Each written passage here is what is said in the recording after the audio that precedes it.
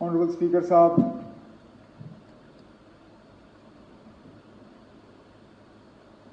आपकी तरफ से जो हाउस के सामने ताज़ियती करारदाद विचुरी रेफरेंस पेश की गई, उसके बाद हाउस की तरफ से ऑनरेबल डिप्टी सीएम साहब ने जो रेजोल्यूशन पेश किया, उसके हक में खड़े बोलने के लिए खड़ा हुआ हूं।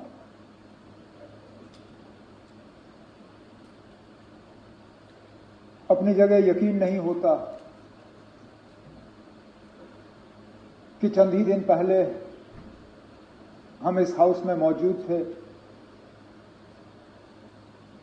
बजट पे, कई सारे और मुद्दों पे बहस चली। हाउस अडजर्न होते होते जब आप हमें चाय पिला रहे थे, तो हम अपनी जगह यह उम्मीद कर रहे थे कि इसके बाद श्रीनगर में दोबारा मिल बैठेंगे। तब किसने सोचा था कि जम्मू कश्मीर में ऐसे हालात बनेंगे कि हमें दोबारा यहां इस माहौल में मिलना पड़े। सबसे पहले तो मैं लेफ्टिनेंट गवर्नर साहब का शुक्रिया करूंगा कि काउंसिल ऑफ मिनिस्टर्स के मशवरे पे ये स्पेशल असेंबली सेशन बुलाया गया। हमने जब काउंसिल ऑफ मिनिस्टर्स में मीटिंग की, पहलगाम के हमले के बाद उसकी निंदा करने के लिए, उसकी मजम्मत करने के लिए और उन 26 लोगों के साथ हमदर्दी करने के लिए, उस वक्त ये तय हुआ कि हम ऑनरेबल लेफ्टिनेंट गवर्नर साहब से गुजारिश करेंगे कि वो एक दिन का सेशन बुलाएं। वो इसलिए कि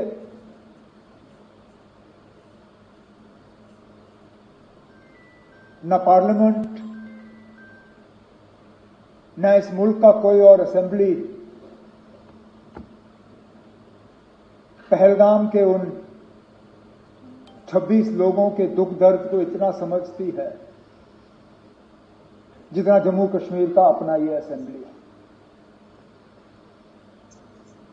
स्पीकर साहब, दाएं बाएं देखिए, आपके सामने वो लोग बैठे हैं जिन्होंने खुद अपने किसी करीबी रिश्तेदार को कुर्बान होते हुए देखा। हमारी छोटी बहन शगुन से लेके सकीना, सजाद, कैसर, किन किन के नाम लूं? किसी ने वालिद खोया, किसी ने अंकल, और सजाद ने जिस तरह हाउस के सामने उस दर्द का इजहार किया, मेरे पास शायद उससे बेहतर उसका यहां हाउस के सामने जिक्र करने के लिए अल्फाज नहीं होंगे। हम में से कितने हैं जिनके ऊपर हमले हुए? रफीक साहब, इन्होंने अपने वालिद साहब पे हमला होते हुए देखा। नायक साहब, उस हमले की जो निशानी उन पे रही, कब्र तक वो उन जख्मों को ले गए।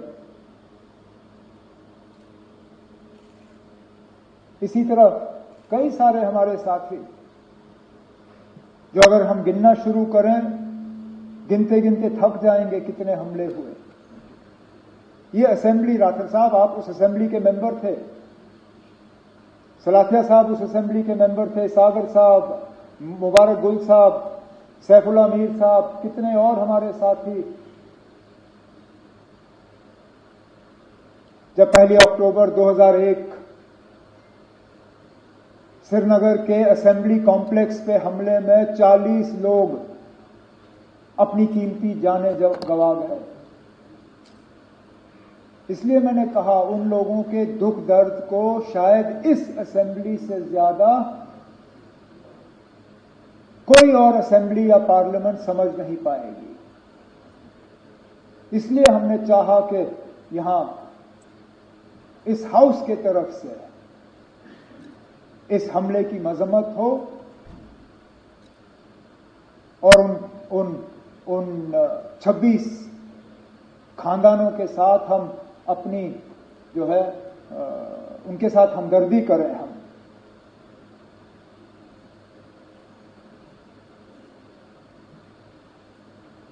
सही कहा सजाद ने, उनके नाम का जिक्र होना चाहिए। मैं चाहूंगा कि जब जो ओरिजिनल आपने ओबिचुअरी रेफरेंस मूव की उनमें जो 26 नाम हैं, लेफ्टिनेंट नेवी के अफसर विनय नरवाल हरियाणा से, एन रामचंद्रन केरला से, दिनेश अग्रवाल छत्तीसगढ़ से, अतुल श्रीकांत मोनी महाराष्ट्र से, नीरज उधवानी उत्तराखंड से यूएई में काम कर रहे थे, समीर गुहा वेस्ट बंगाल से, सुशील नटियाल मध्य प्रदेश से, संजय लेले महाराष्ट्र से, संदीप न्योपानी नेपाल से, बितेन अधिकारी वेस्ट बंगाल से, मंजूनाथ राव कर्नाटक से, दिलीप देसले महाराष्ट्र से, प्रशांत सतपति उड़ीसा से, मनीष रंजन बिहार से, सैयद आदिल हुसैन शाह हापतनाग अनंतनाग जम्मू कश्मीर से, जेएस चंद्रमौली आंध्र प्रदेश से, मधुसूदन राव कर्नाटक से, संतोष जगदाई महाराष्ट्र से, कस्तूबा गनवोटे महाराष्ट्र से, हेमंत जोशी महाराष्ट्र से, सुधम द्विवेदी यूपी से, भारत भूषण कर्नाटक से, सुमित परमार गुजरात से, यतीश परमार गुजरात से, टेगे हलीन अरुणाचल प्रदेश से और शैलेश भाई गुजरात से। स्पीकर साहब, उत्तर से लेके दक्षिण, पूरब से लेके पश्चिम, कहां अरुणाचल, कहां गुजरात, कहां जम्मू कश्मीर, कहां केरला और बीच की सारी रियासतें, पूरा मुल्क इस हमले के लपेट में आया है। ये सही है स्पीकर साहब, ये पहला हमला नहीं था।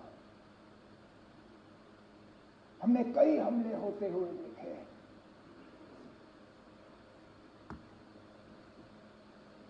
हमने अमरनाथ यात्रा के कैंप पे हमले होते हुए देखे। हमने डोडा के मुख्तलिफ गांवों पे हमले होते हुए देखे।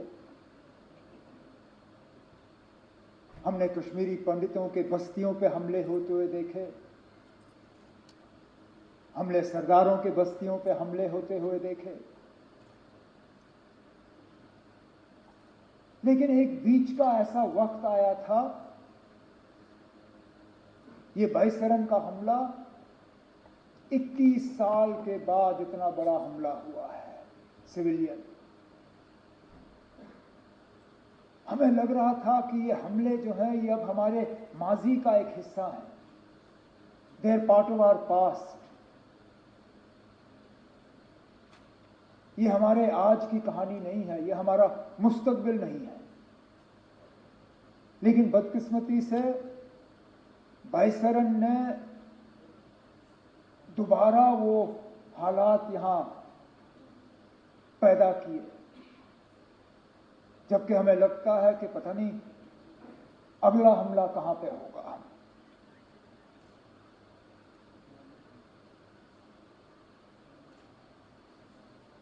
मैं अपनी जगह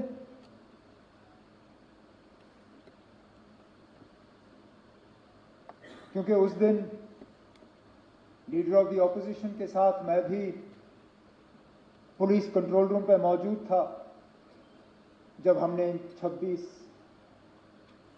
लोगों को वहां पे श्रद्धांजलि पेश की।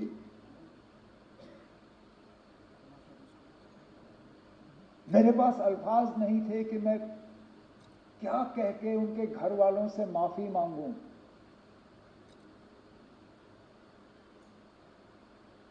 ये जानते हुए कि जम्मू कश्मीर की सिक्योरिटी, जम्मू कश्मीर की सुरक्षा, जम्मू कश्मीर के लोगों की चुनी हुई हुकूमत की जिम्मेदारी नहीं है, लेकिन तब भी यहां के वजीर आला की हैसियत से, यहां की टूरिज्म के मिनिस्टर की हैसियत से मैंने इन लोगों को दावत दी थी यहां आने की। मेजबान होते हुए मेरी जिम्मेदारी थी कि सही सलामत मैं इन्हें यहां से वापस भेजूं। नहीं भेज पाया।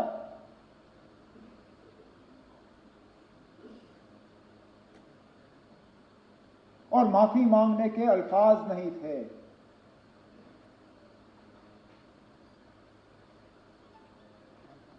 क्या कहता हूं उनको, उन छोटे बच्चों को जिन्होंने अपने वालिद को खून में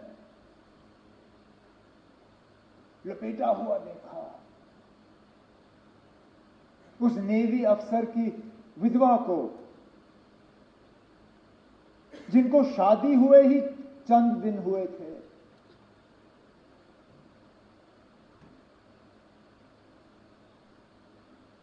मुझे एक दो आए, मुझे कहा हमारा कसूर क्या था। छुट्टी मनाने के लिए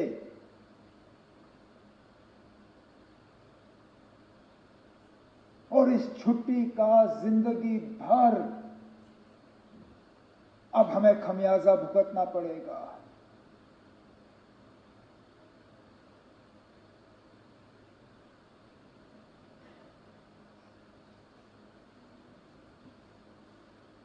जिन लोगों ने ये किया, कहने के लिए तो वो कहते हैं कि हमारी भलाई के लिए किया, लेकिन क्या हमने उनसे कहा था कि हम ये चाहते हैं? क्या हमने उनसे कहा था कि हमारे नाम में आप इन 26 लोगों को कब्र में बंद करके यहां से वापस भेजें? क्या हमारी इसमें कोई मंजूरी थी? क्या यह हमारी इजाजत से हुआ? हम में से कोई इस हमले के साथ नहीं है। इस हमले ने हमें अंदर से खोखला किया, लेकिन इस हमले ने, क्योंकि हर खराबी में कहीं ना कहीं हमें कोई रोशनी की किरण ढूंढने की कोशिश करनी चाहिए। बहुत मुश्किल है इन हालात में वो रोशनी ढूंढना, लेकिन स्पीकर साहब, पहली मर्तबा 26 साल में मैंने जम्मू कश्मीर में किसी हमले के बाद लोगों को इस तरह बाहर आते हुए नहीं देखा। कठुआ से लेके कुपवारा तक शायद ही कोई शहर या गांव ऐसा जहां लोगों ने बाहर आके इस हमले की मजम्मत नहीं की, कहा कि ये मेरे नाम में नहीं हुआ, नॉट इन माय नेम। ये आपने जिसके लिए भी किया हो, मेरे लिए नहीं किया। और ये लोगों का बाहर आना, इसमें हम में से किसी का हाथ नहीं है। हुकूमत ये कहे कि हमने कराया, कोई और ये कहे हमने कराया, कोई नहीं ना। हम भी इस गाड़ी पे चढ़े, हमने इस गाड़ी पे सवारी की, लेकिन गाड़ी चलाई हमने नहीं। ये लोगों ने खुद गाड़ी बना के इस पे सवार होके जुलूस निकाले, नारे दिए, बैनर बनाए, मोमबत्तियां जलाई, ये कहने के लिए कि हम इस हमले के साथ नहीं हैं।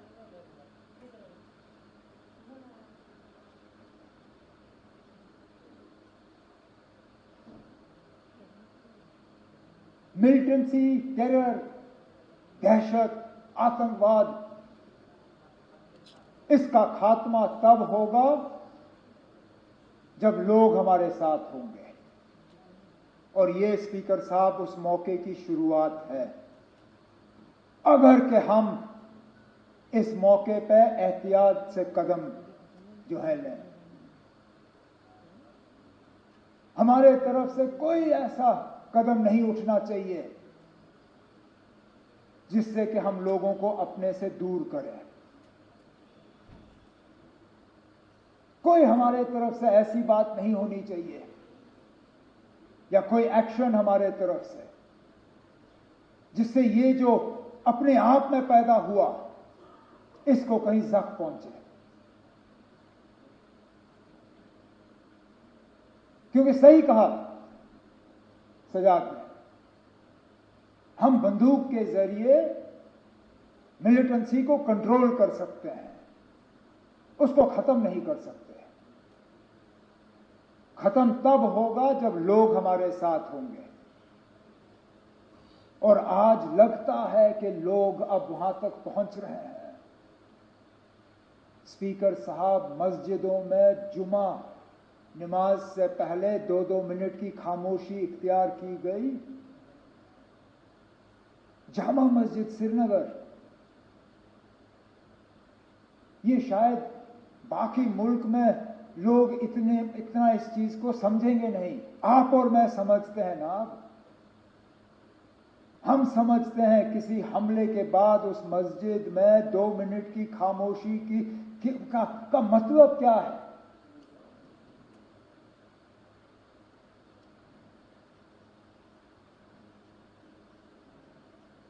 तो मेरी तो सिर्फ यही कोशिश रहेगी कि इस सिलसिले को हम बनाएं, बढ़ाएं, घटाएं नहीं, कम ना करें।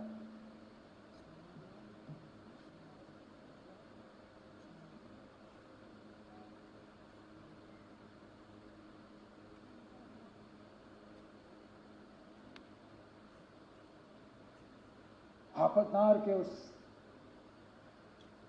नौजवान आदिल के बारे में क्या कहें। अब जान की परवाह सबको होती है, लेकिन अपनी जान की फिक्र ना करते हुए टूरिस्टों को, अपने मेहमानों को बचाने के लिए वो अपनी जान की कुर्बानी दे गया। भागता तो कौन उसको कुछ कहता।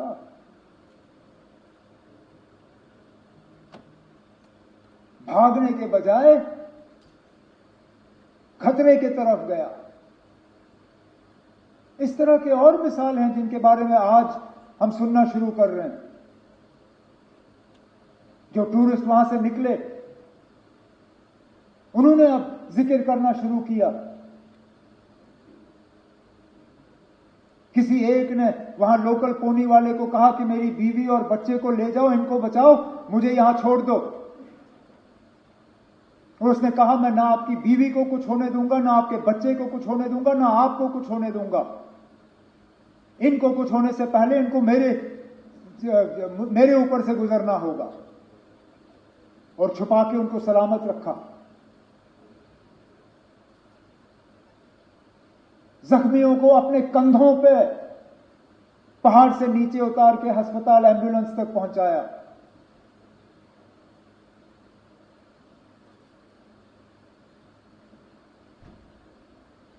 और उसके बाद जिस तरह लोकल लोगों ने मदद करने की कोशिश की, गरीब वो शिकारा वाला जो डल लेक पे फल बेचता है, उसने अपनी किश्ती पे एक छोटा सा बोर्ड लगाया, टूरिस्टों के लिए मुफ्त फ्रूट चाट। अरे ना, वो दिन के 200-300 रुपए कमाने वाला, वो कहता है कोई नहीं ना चले मेरे हफ्ते की कमाई, लेकिन मैं कम से कम अपने मेहमानों को यह एहसास देना चाहता हूं कि हम उनके साथ हैं। वो 3 व्हीलर वाला ने टूरिस्टों को कहा कि अगर आपको हवाई अड्डा पहुंचना है, मैं मुफ्त आपको हवाई अड्डा पहुंचा दूंगा। इसी तरह की टैक्सी वाले, होटल वालों ने अपने कमरे खोले और कहा आप यहां रहिए। जिन्होंने गुलमर्ग छोड़ के, पहलगाम छोड़ के, सोनमर्ग छोड़ के श्रीनगर भाग के आए, जिनके पास रहने की जगह नहीं थी, होटल वालों ने उनको कहा कि हम आपसे पैसा नहीं लेंगे, आप रहिए यहां पे।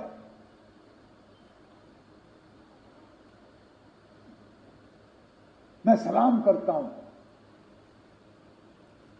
यही है हमारी मेहमान नवाजी। उसके साथ साथ उनका शुक्रिया करता हूं कि उन्होंने ये किया। जम्मू कश्मीर के बाहर हमारे कुछ स्टूडेंट्स, हमारे कुछ रहने वालों को कुछ जगहों पे तकलीफ हुई, उससे कौन इनकार कर सकता है। लेकिन मैं उसके साथ साथ उन तमाम रियासती हुकूमतों का शुक्रगुजार हूं जिन्होंने मौके पर तहकीकात करके हालात को काबू में लाने में अपना रोल अदा किया। मैं अपने मिनिस्टर कुलीग्स का शुक्रिया करता हूं जिन्होंने बिल्कुल कम नोटिस पे जगह जगह गए, कोई शिमला, कोई लखनऊ, कोई देहरादून, कोई बंबई, कोई चंडीगढ़। वहां की हुकूमतों का मैं शुक्रिया करूंगा कि इनसे मिलने के बाद इन्होंने मीटिंगें ऑर्गेनाइज की। हम अपने तरफ से एक सिस्टम जो है वो तैयार करना चाहते हैं, सोशल मीडिया और व्हाट्सएप वगैरह का इस्तेमाल करते हुए, ताकि एक नोडल पॉइंट हमें मिले। हम तो चाहेंगे कि इस तरह के हालात ना हो, लेकिन इक्का दुक्का अगर कहीं हो जाए तो बच्चों के पास, बच्चियों के पास, दूसरों के पास एक जगह होनी चाहिए जहां पे वो इन चीजों को दर्ज कर सकें। उसके लिए हम तैयारी कर रहे हैं।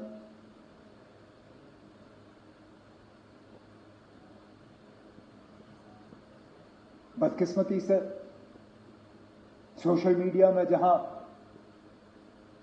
90% खबरें जो है वो सही होती हैं,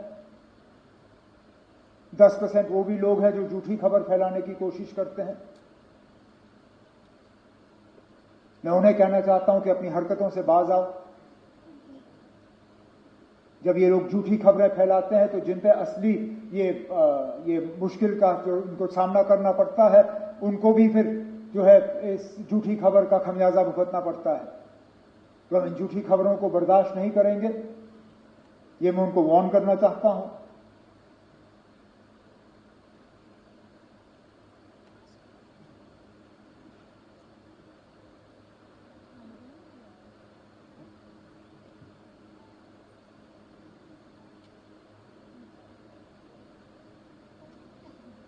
स्पीकर साहब,